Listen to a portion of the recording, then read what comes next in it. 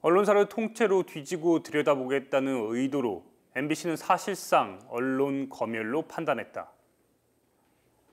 지난 1일 세월호 3차 청문회에서 증인으로 채택된 안광한 사장 등 MBC가 특조위의 출석을 거부하며 내놓은 이유입니다. 전제 국가에서나 가능한 민주주의의 가치를 훼손하는 일이라면서 더 이상 비상식적이고 무리한 조사에 응할 수 없다고 말했습니다. 언론 사찰, 민주주의 가치 훼손, 특별법 위반, 정치적 의도. 그런데 이 점 하나 놓치지 않았으면 합니다. 세월호 참사 당시 MBC는 과연 어떤 보도를 했을까요? 2014년 4월 16일 참사 당일입니다. MBC는 그 어떤 언론보다 빠르게 안산단원고 학생들의 사망 보험금을 계산해서 보도했습니다. 전원구조가 아닐 수 있다는 목포 MBC 기자의 현장 의견을 묵살하고 학생 전원구조 오보도 냈습니다. 청문회에 참고인 신분으로 출석한 최진봉 성공회대 교수가 MBC를 향해 일갈한 것도 이런 이유에서입니다. 이거는 언론 자유 침해가 아닙니다. 본인들이 잘못한 사안에 대해서 명명백백하게 뭐가 잘못된지를 밝혀내기 위해서 청문회에 출석하라고 하는 것이 어떻게 언론 자유의 탄압이라고 할 수 있습니까?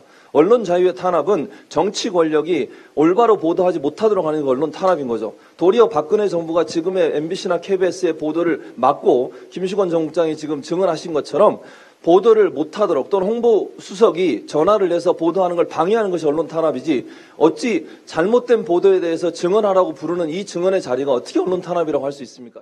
이날 청문회엔 눈여겨볼 2명의 언론인이 나왔습니다. 참사 당시 KBS 보도국장이었던 김시곤 씨와 TV조선 사회부장이었던 이진동 씨.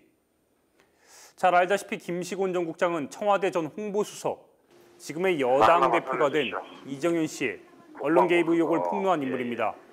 외압에 의해 VVIP로 칭해진 박근혜 대통령의 뉴스가 어떻게 달라졌고 기란영 전 KBS 사장이 어떤 방식으로 뉴스에 개입했는지를 문자까지 공개하며 폭로했습니다. 그리고 상식을 가진 이라면 누가 봐도 청와대의 전화 압박이 언론 통제로 보입니다만 일단 이정현 대표는 협조라 말했으니 알겠습니다. 아무튼 두 번째 주요 인물이 TV조선 사회부장 이진동 씨입니다. 개인적으로 이 부장의 등장이 김시곤 국장보다 기대가 컸습니다. 다들 아시다시피 요즘 조선일보와 청와대 간 기싸움이 만만치 않은 상황입니다. 분명 무언가 있다 판단했습니다. 결과적으로 헛물만 켰습니다. 이 부장은 참사 당시 유병헌 보도가 진상규명 보도보다 더 중요했다는 입장만 내놓았습니다. 그러나 TV조선이 선보인 유병헌 관련 보도는 왕국, 비서, 엄마, 여인들, 30대 여성, 그리고 은신 등의 제목을 달고 나왔습니다. 이번 청문회를 통해 확인된 대한민국 주요 언론의 진짜 문제는 따로 있습니다. 외면입니다. 유가족들 십수명과 시민들이 수십일을 단식해도 언론은 주목하지 않았습니다.